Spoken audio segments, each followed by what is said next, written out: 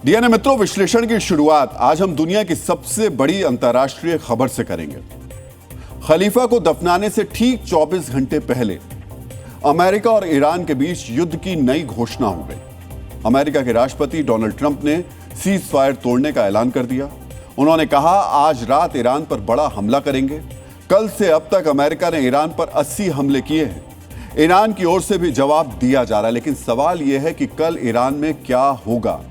क्या Iran Ali Khamenei को सही सलामत सुपुर्दे खाक कर पाएगा?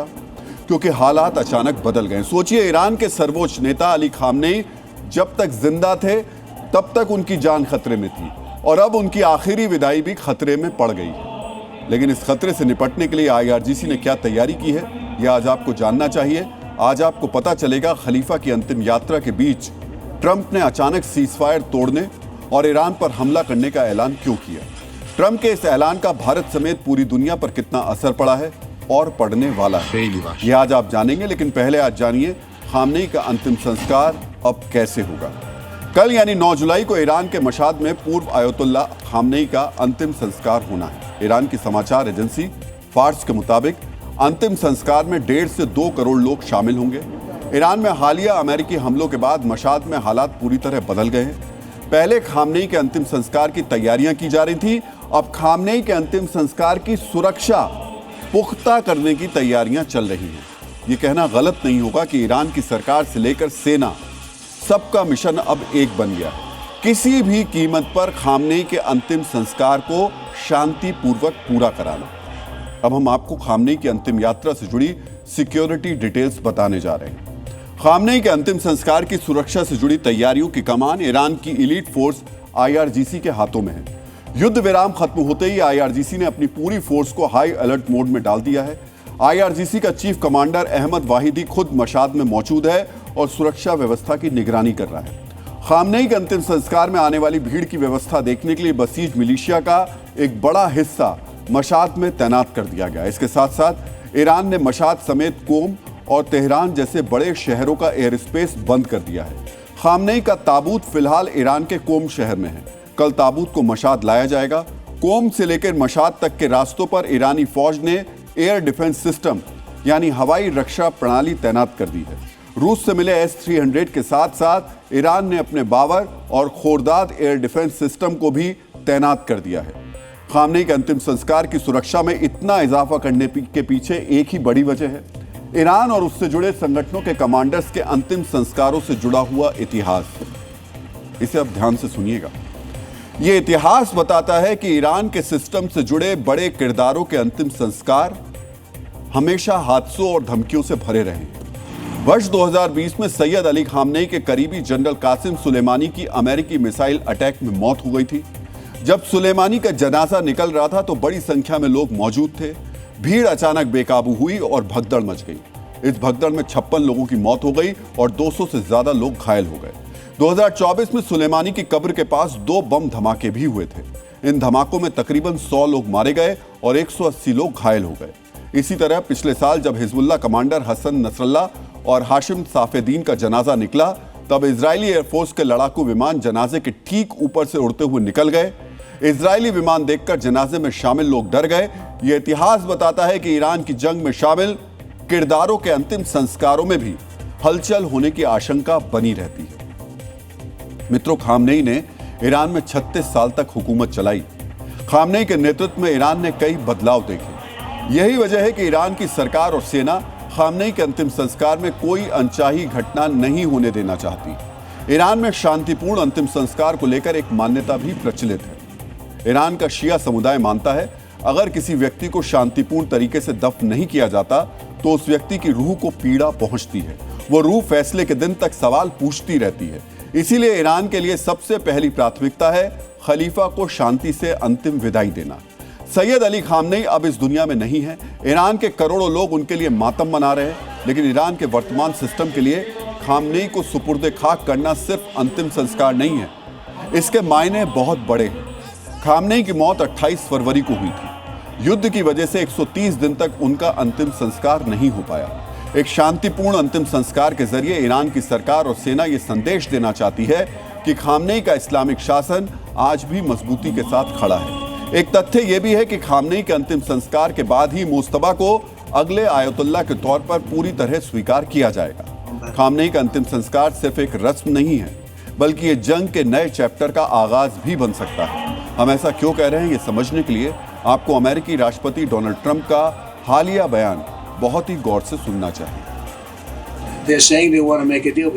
ईरान कहता रहा कि वो समझौता चाहते हैं, लेकिन वो इस तरफ कदम नहीं बढ़ा रहे हैं। ईरान ने हमसे खामेनेई के अंतिम संस्कार के लिए वक्त मांगा था, हमने उन्हें वक्त भी दिया, लेकिन ईरान ने अचानक मिसाइल दागना शुरू कर दिया। अब हमें सैन्य विकल्प अपनाने ही होंगे। ट्रंप का बयान और अमेरिका का वर्तमान रुख बताता है कि खामनेई के अंतिम संस्कार के बाद दोबारा संग्राम छिड़ने की आशंका प्रबल हो गई। यानी जो कथित समझौता था उसकी मियाद सिर्फ खामनेई को दफनाने तक की थी। अब एक बार फिर अमेरिका और ईरान एक दूसरे को ताकत के तराजू पर तोलेंगे। कहा जाता है विश्वास के बिना सबसे अच्छा समझौता भी कमजोर होता है और विश्वास के साथ सबसे कमजोर समझौता भी मजबूत होता है। अमेरिका और ईरान के बीच फिर से युद्ध शुरू होने की सबसे बड़ी वजह भरोसा ना होना है। दोनों देशों ने एमओयू पर हस्ताक्षर तो कर लिए, लेकिन एक दूसरे के इरादों को लेकर उनमें जरा भी यकीन नहीं था। दोनों सिर्फ फिर से युद्ध शुरू करने का बहाना ढूंढ रहे थे। हॉर्मुज स्ट्रेट में 3 व्यावसायिक जहाजों पर हमले के बाद अमेरिका को वो बहाना भी मिल गया। अमेरिका ने न सिर्फ ईरान पर जबरदस्त बमबारी की, बल्कि अमेरिकी राष्ट्रपति ट्रंप ने ईरान के साथ शांति समझौता भी तोड़ लिया। एमओयू साइन होने के बाद यानी 18 जून के डीएनए में भी हमने यही कहा था कि दोनों देशों के बीच अविश्वास की खाई बेहद गहरी है। दोनों देशों के बीच डील तो हो गई है, लेकिन उनके दिल नहीं मिले हैं और ये समझौता ठोस शांति की ओर नहीं ले जाता है। वैसे भी जिस समझौते के पीछे पाकिस्तान जैसा आतंकी देश हो, जिस एमओयू के साथ इस्लामाबाद का नाम जुड़ा हो, उसका यही हश्र होना था। जिस समझौते का मकसद 60 दिनों के भीतर युद्ध को स्थायी रूप से रोकना था, वो सिर्फ 20 दिन में ही टूट गया। आज अमेरिका ने ईरान में कितने ठिकानों पर हमले किए, किन शहरों को निशाना बनाया, कौन सी पाबंदी फिर से लगाई, इसके जवाब में ईरान ने क्या किया, ये जानने से पहले आपको सुनना चाहिए कि ट्रंप ने समझौते को लेकर क्या कहा। मिस्टर प्रेसिडेंट, क्या युद्ध विराम खत्म हो गया है? क्या वो समझौता खत्म हो गया है? मुझे लगता है कि ये समझौता खत्म हो गया है। मैं अब उनसे कोई संबंध नहीं रखना चाहता। वो घटिया लोग हैं, वो बीमार मानसिकता वाले हैं। ईरान का नेतृत्व बीमार लोगों के हाथों में है। वो क्रूर और हिंसक लोग हैं। अगर उनके पास परमाणु हथियार होता तो वो उसका इस्तेमाल कर लेते। जहाँ तक मेरा संबंध है, ये खत्म हो गया है। मैं अपने वार्ताकारों को बात जारी रखने दूंगा, लेकिन मुझे इसमें कोई संभावना नहीं दिखती। यानी ट्रंप ने ईरान के साथ समझौता तोड़ लिया है। अब वो ईरान के साथ कोई डील करने के पक्ष में नहीं है। ट्रंप ने समझौता टूटने का यह ऐलान तुर्की की राजधानी अंकारा में दिया, जहां नेटो देशों की बैठक चल रही है। मित्रों, ट्रंप के ऐलान से पहले लग रहा था कि ईरान पर अमेरिकी हमलों के बाद भी शांति का समझौता टूटा नहीं है, लेकिन ट्रंप ने सभी अटकलों पर फुल स्टॉप लगाते हुए अस्थायी शांति समझौते के पूरी तरह नाकाम होने की घोषणा कर दी। ट्रंप के ऐलान से कुछ घंटे पहले अमेरिकी सेना ने ईरान पर जबरदस्त बमबारी की। अमेरिका ने ईरान के 80 ठिकानों पर बम गिराए। इनमें air defence system, command and control network, coastal radar site, anti ship missile क्षमता और आईआरजीसी की 60 से ज्यादा बोट को निशाना बनाया गया है। यह अप्रैल के बाद ईरान पर अमेरिका का सबसे बड़ा हमला है। अमेरिकी हमलों के दौरान ईरान के बंदर अब्बास, केशम आइलैंड, हुशर, सिरिक और खार्ग द्वीप में धमाकों की आवाजें सुनाई दी। बंदर अब्बास में शाहिद हक्कानी पोर्ट पर एयर स्ट्राइक के बाद धुएं का गुबार उठता नजर आया। अब आपको यह भी जानना चाहिए कि अमेरिका ने ईरान में जहां जहां हमले किए, उनका महत्व क्या है। बंदर अब्बास ईरान का सबसे बड़ा पोर्ट और नौसैनिक अड्डा है। यहीं से ईरान की नौसेना और आईआरजीसी समुद्र में सैन्य कार्रवाई करती है। आईआरजीसी की फास्ट अटैक नाव का यही केंद्र है। केशम द्वीप हॉर्मुज स्ट्रेट के पास है। यह हॉर्मुज स्ट्रेट की सुरक्षा और निगरानी का महत्वपूर्ण केंद्र है। वहीं सिरिक हॉर्मुज स्ट्रेट के किनारे बसा एक शहर है। यहां से ईरान हॉर्मुज स्ट्रेट से गुजरने वाले जहाजों और नौसैनिक गतिविधियों पर नजर रखता है। बुशर प्रांत में ईरान के 2 सैन्य अड्डों पर भी अमेरिका ने हमला किया।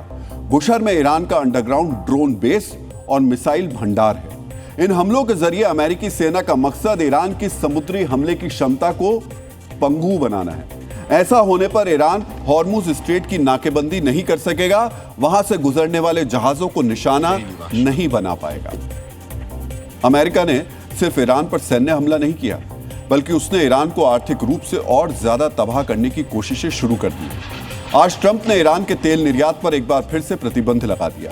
स्विट्जरलैंड में हुए समझौते के बाद अमेरिका ने ईरान के तेल निर्यात पर 60 दिनों के लिए पाबंदी हटाई थी, यानी 60 दिन तक वो किसी भी देश को तेल बेच सकता था। इस पर अमेरिका को कोई आपत्ति नहीं होती, लेकिन ईरान पर ताजा बमबारी के साथ उसने एक बार फिर प्रतिबंध लगा दिया है, यानी अमेरिका ने यह प्रतिबंध लगा दिया है। इससे हुआ ये कि अब ईरान अंतर्राष्ट्रीय बाजार में अपना तेल बेच नहीं पाएगा। तेल से होने वाली उसकी कमाई अब बंद हो जाएगी। प्रतिबंध के तुरंत लागू होने से 6 करोड़ 30 लाख बैरल कच्चे तेल और पेट्रोकेमिकल की ईरानी खेप समुद्र में ही फंस गई है। अब इसे बेचना मुश्किल हो गया है। तेल निर्यात ईरान की कमाई का सबसे बड़ा सोर्स है।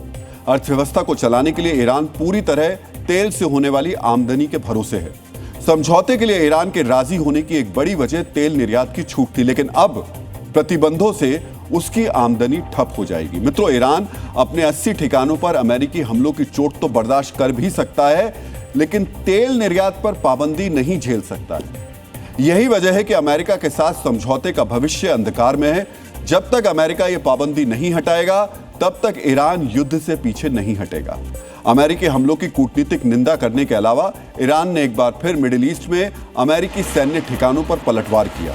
अमेरिकी हमलों के जवाब में ईरान ने बहरीन और कुवैत पर हमले किए। IRGC ने दावा किया कि उसने बहरीन और कुवैत में 85 अमेरिकी सैन्य ठिकानों को निशाना बनाते हुए मिसाइल और ड्रोन ऑपरेशन चलाया। हमलों के दौरान बहरीन स्थित अमेरिकी 5th फ्लीट के मुख्यालय और कुवैत के अली अल सलेम एयरबेस को निशाना बनाया गया। ईरान की तरफ से यह भी कहा गया कि उसके एयर डिफेंस सिस्टम ने अमेरिकी हमलों के दौरान एक MQ-9 ड्रोन को मार गिराया। ईरान युद्ध के दौरान भी इसी तरह पलटवार करता था। मिडिल ईस्ट में मौजूद अमेरिकी सैन्य ठिकाने उसके निशाने पर होते थे, लेकिन इससे उन देशों को भी नुकसान होता था। यही वजह है कि ईरान के हमलों के बाद खाड़ी देश एक बार फिर उसके खिलाफ एकजुट हो गए। वहीं ईरान ने तनाव के लिए अमेरिका को जिम्मेदार ठहराया है। ईरान ने अमेरिका पर समझौते की 5 शर्तें तोड़ने का आरोप लगाया है। ईरानी संसद के स्पीकर और अमेरिका से बातचीत का नेतृत्व करने वाले मोहम्मद बागेर गलीबाफ ने बताया कि अमेरिका ने हॉर्मुज में ईरान के अधिकारों में दखल दिया है। ईरान ने अमेरिका पर लगातार सैन्य हमलों की धमकी देने का भी आरोप लगाया।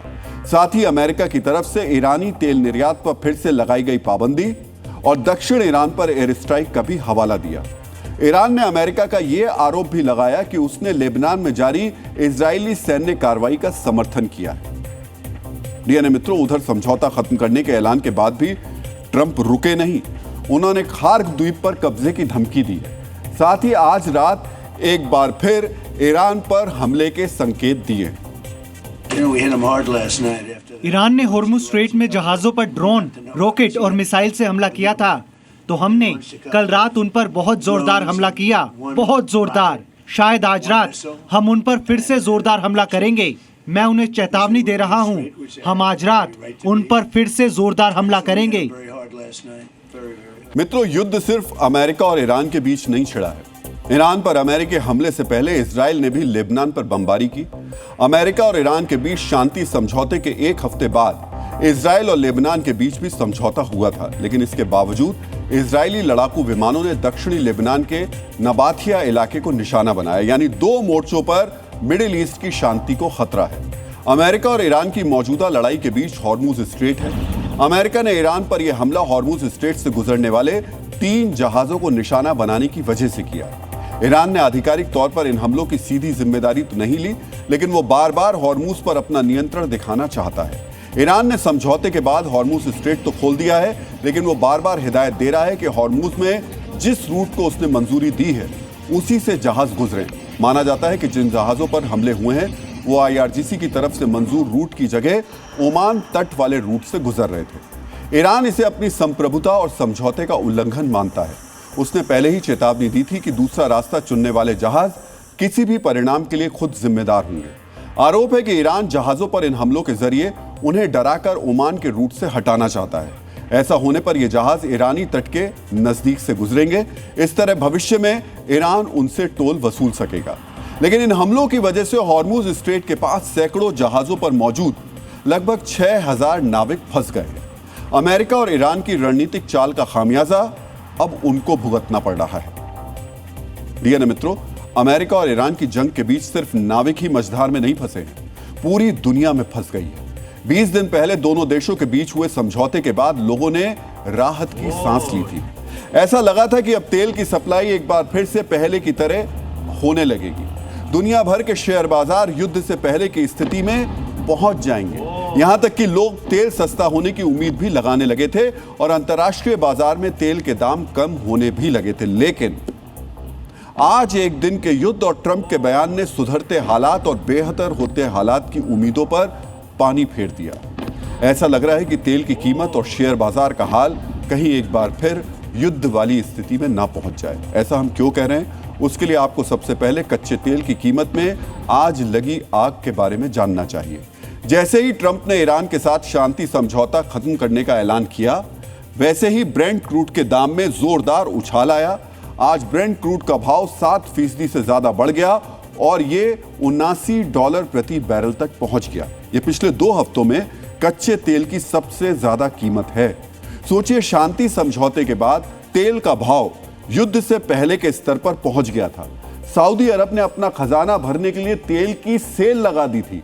अपने तेल के भाव में $11 प्रति बैरल की कमी की, जो 26 साल में सबसे बड़ी कटौती है।